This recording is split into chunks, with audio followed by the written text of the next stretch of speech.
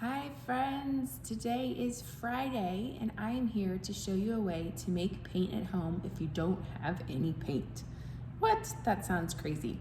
We're going to use some markers to create an effect that looks like watercolor paint for our background of our bunny. But for the supplies you'll need today, a Sharpie, you're going to want a piece of paper. I think a little bit more of a rectangle shape will work best, but if whatever you have at home will work, and then some markers. These do not need to be permanent markers. We want them to be just basic Crayola markers or any type of water-based markers that you have at home. We'll also need a paintbrush and we'll need some water. All right, I'm gonna get us going right away with how to start our bunny. So I'm gonna do a step and then I will show you along the way each time. So somewhere in the middle of your page, I just want you to make a rainbow. This is gonna be the start of our bunny's face. So make that rainbow. From here, you're gonna wrap around that face, making it, just following that rainbow, but kind of making it a little bit more three-dimensional. It almost looks like a crescent moon if you were to turn your page this way. Okay, now we're gonna draw in those big ears. Now if you wanna draw one ear up and one ear down, you can kind of play around with that. But the ear shapes are just kind of like, petals on a leaf, maybe more of like a triangle shape.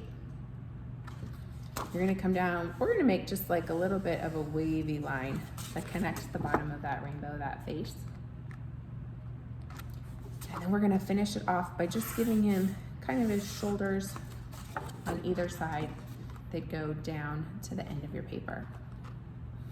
All right, now we're gonna go back in and we're gonna add in that mouth. So I want you to draw another little smiley face right here. And then we're gonna draw a line that comes out that kind of looks like a J and then a backwards J on each side. We're gonna draw two eyes. We're gonna make them nice and big. I'm gonna go ahead and color in my eyes while I'm working. I made mine more of like an oval-y shape, but if you wanna make them a different shape, you can definitely do that. I'm gonna give her some eyelashes. And then I'm just gonna add a couple lines in here to give our face a little bit more of a dimension. Perfect. Now, if you wanna give that bunny a little belly, you could make another small kind of rainbow inside. And if you wanted to give an inner ear, you could draw another shape inside that big ear. All right, from here, you are gonna do some more patterns and lines like we did in some of our previous projects this week. So if you can look at this one, I made lots of patterns and cool designs in my bunny. So he doesn't look very realistic, but it just kind of adds a little bit of dimension and some fun ways to work with pattern, lines, and shapes while you're at home. So the easiest thing I did was I started with some lines that went across his belly like this. And then for the head shape, or let's go to the ears, I made some lines and I had a little bit of curve to these lines in the ears because it's kind of a curved object and I want to follow the shape. And then I kind of did a curved line throughout my face too. So I did those little kind of curved lines versus those straight lines down here. Now from here, I broke them up into little patterns and shapes. I'm gonna do just one ear to kind of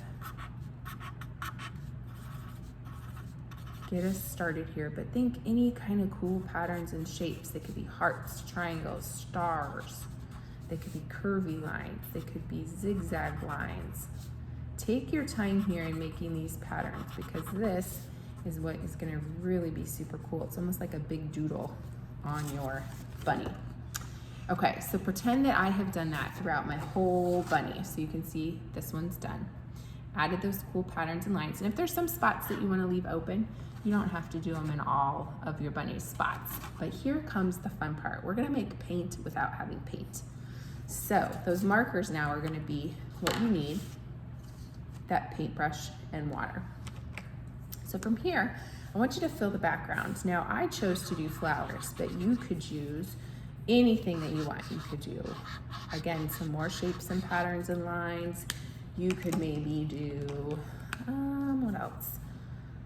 Maybe just more patterns and lines. You could think of a shape and repeat it over and over, but we just want to keep adding some color to that background. So I'm just doing some basic organic shapes, making these kind of cool flower-like designs. So just making some fun flowers. I'm just gonna do a couple of more, and then I'm gonna show you how we're gonna get that cool watercolor look. That one's gonna really let me use this one. And then I'm gonna kind of connect them with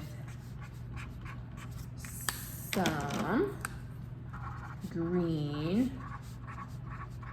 kind of vines or flowery kind of limb stems with some leaves. And these can kind of go all over my page.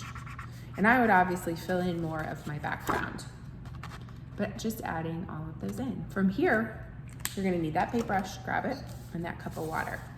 And I like to keep a paper towel just to keep my brush nice and clean. So I'm first gonna get my brush wet, and then I'm gonna pick a flower that I wanna do, and I'm just gonna gently rub some water. Here, I'm gonna do it flat so that water doesn't drip.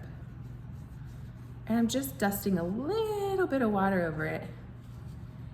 And it's getting into those flower shapes, and it's just kind of creating this cool kind of watercolor effect. Now I'm rinsing my brush off in between each color just because it will start to pick up that color and we don't want it to look super muddy. So I'm just kind of rinsing it off. And then I might go over my green just to give it that little watercolor effect.